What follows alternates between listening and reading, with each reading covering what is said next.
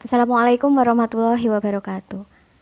Hi everyone, halo semua. In today's meeting, I'd like to talk about English for presentations. It is very essential for English for academic purposes and also business English. Jadi ini sangat penting untuk academic purpose, bahkan untuk business English juga sangat penting. Let's start our meeting today by reciting basmalah together. Okay. I've divided into 4 parts. Aku membagi menjadi 4 bagian. First, introduction. Second, main part of presentation. The third, conclusions. And the fourth, question and answer session. Okay, without any further ado, let's jump to the first part of my presentation. Yang pertama adalah introduction. Ketika kalian berdiri di depan public, even kalian misal di Zoom, of course, kalian butuh beberapa step di introduction untuk sebagai awalan supaya intrigue the audience, supaya audience itu tertarik dengan kalian pada saat kalian pertama kali menampakkan diri. Oke, yang pertama adalah ada beberapa steps ya di sini. Yang pertama, welcoming the audience. Yang kedua, introducing yourself or your team kalau kalian bawa tim. Yang ketiga, saying what your topic is, and then yang terakhir explaining why your topic is relevant for your audience. Oke, yang pertama welcoming the audience. Sebenarnya ada banyak sekali cara untuk welcoming the audience, tergantung style kalian masing-masing. I only provide 4 expressions here. Oke, jadi contohnya good morning ladies and gentlemen, good afternoon ladies and gentlemen, or maybe kalian salam dulu. Kemudian untuk informal kalian bisa bilang hello everyone, hi everyone. Jadi kalian harus emphasize your excitement di situ. Kalian harus terlihat sangat bersemangat di situ. Jadi tone suara, intonasi juga sangat mempengaruhi performa kalian. Kemudian ada juga first of all, let me thank you for all coming here today gitu. Jadi berterima kasih entah untuk kedatangan, atau I'm happy that so many of you could make it today. Gitu. Atau kalian bisa pakai cara lain.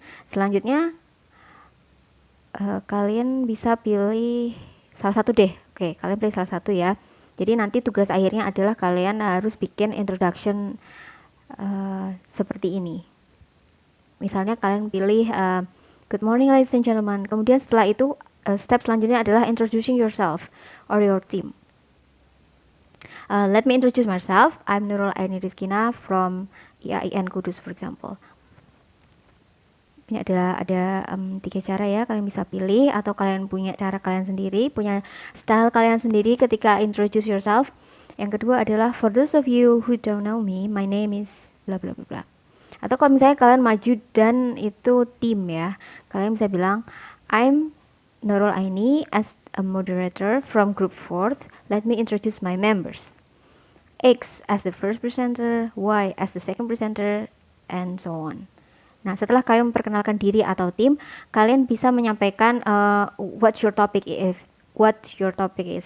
Meskipun audiens tahu topik apa yang akan kalian bahas, tapi akan lebih baik apabila kalian mengulangi lagi topiknya. Ada 4 phrases juga di sini. Kalian bisa 4 expressions kalian bisa pilih, atau kalian punya cara tersendiri. Kasih contoh, misalnya kalian ini ya, display PPT. Kalian bilang, as you can see on the screen, our topic today is how to presentation in English, atau how to have a presentation in English. Atau yang kedua, today's topic is. Yang ketiga, what I'd like to present to you today is apa? The subject of my presentation is apa? So, contoh lagi, today's topic is profit and loss. Gitu ya, laba, profit itu untung dan loss rugi. Oke, selanjutnya step yang terakhir di introduction adalah ini sebenarnya pilihan aja sih. Jadi explaining why your topic is relevant for your audience. Ada 4 juga expressions di sini, kalian bisa pilih salah satu kalau kalian cocok. Contohnya yang pertama, my talk is particularly relevant to those of you who are still in college, atau who studies in college, dan lain-lain. Atau mungkin nomor 3, my topic is very important for you.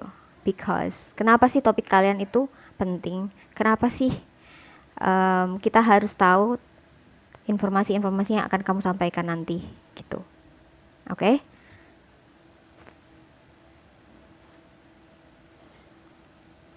Selanjutnya sebenarnya ini untuk pengetahuan aja. Ada beberapa cara ketika kamu mau bilang, ya, kamu mau menyampaikan apa yang akan kamu jelaskan nanti. Jadi ada beberapa cara. Nih, yang pertama, I would like to tell you about our new plans.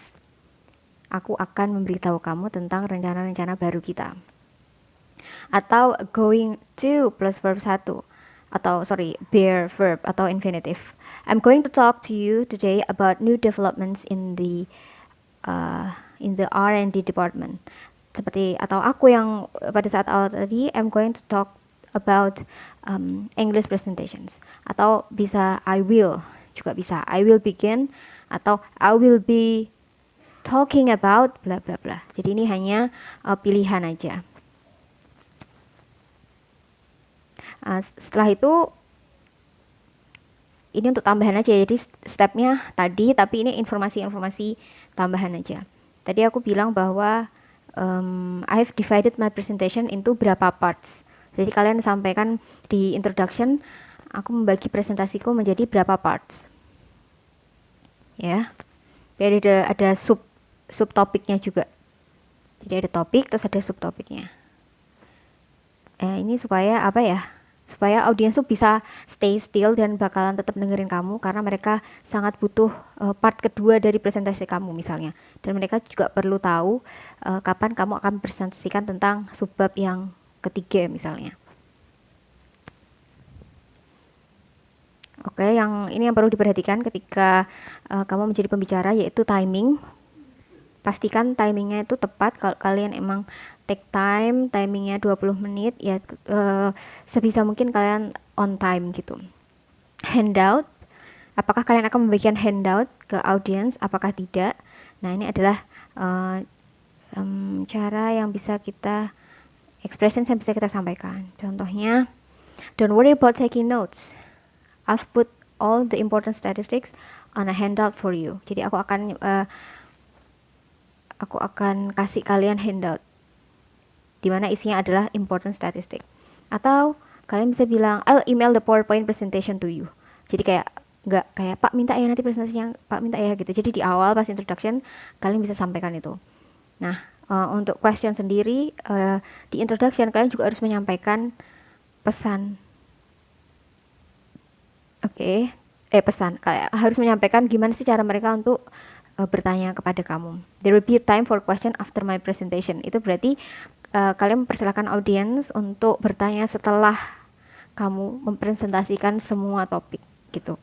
Atau yang paling bawah, feel free to ask questions at any time during my talk. Jadi boleh diinterrupt. Kalian mengizinkan audiens untuk menginterrupt.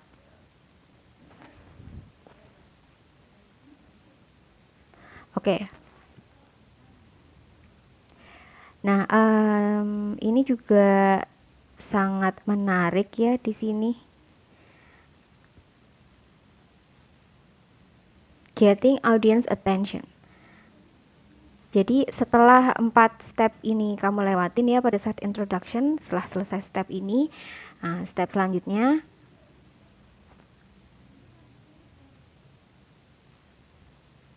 kamu bisa menyampaikan timing, handout.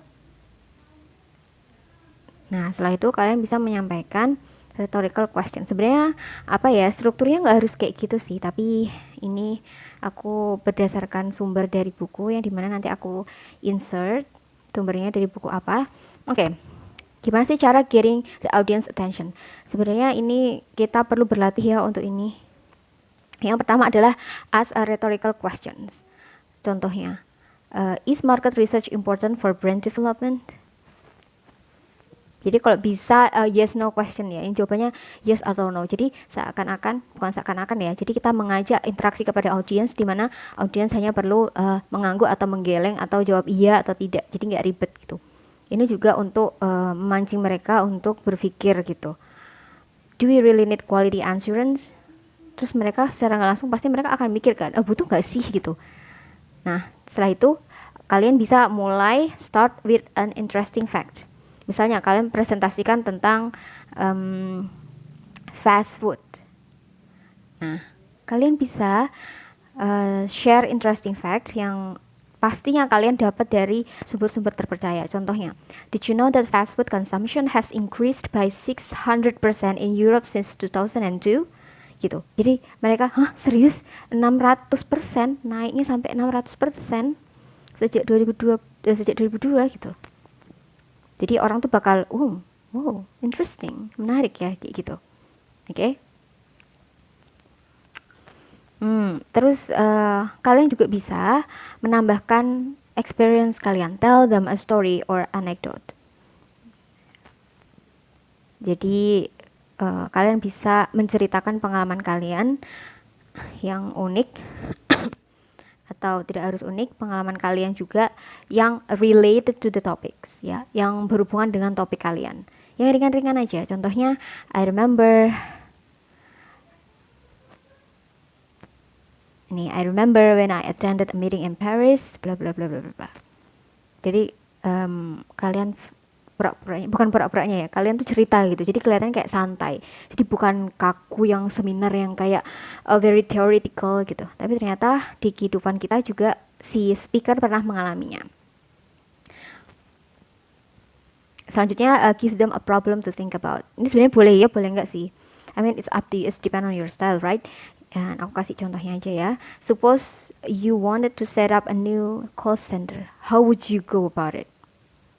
Atau kalian nyuruh audiens untuk mengimajinasikan sesuatu yang berhubungan, tentu saja ya, yang berhubungan dengan topik yang relevan dengan yang akan kamu bicarakan. Yang relevan dengan topik kamu, sorry.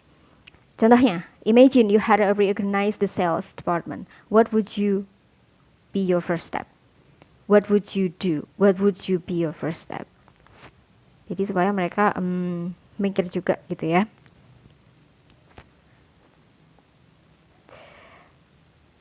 Oke, kayaknya cukup sekian untuk introduction, bagian yang part 1 ya, introduction. Nah, sekarang tugasnya adalah di sini ada ini ada listening ya, ada listening. Tetapi listeningnya nanti aja deh, mending kalian ngerjain ini. Jadi tugasnya adalah mengurutkan urutan yang cocok sesuai dengan materi yang udah aku jelaskan tadi. Well, di sini ada the project manager of construction company sedang memberikan presentasi di depan koleganya.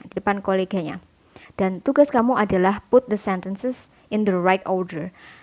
Then listen and check. Nah, nanti listen and checknya pas kita ketemu aja. Well, di sini ada the project manager of construction company sedang memberikan presentasi di depan koleganya. Jadi yang pertama udah dikasih tahu nih. Ting ting. Hello everyone. Nah, yang kedua, yang mana ya? Apakah ini? Apakah ini? Apakah ini? Jadi kalian urutkan. Oke?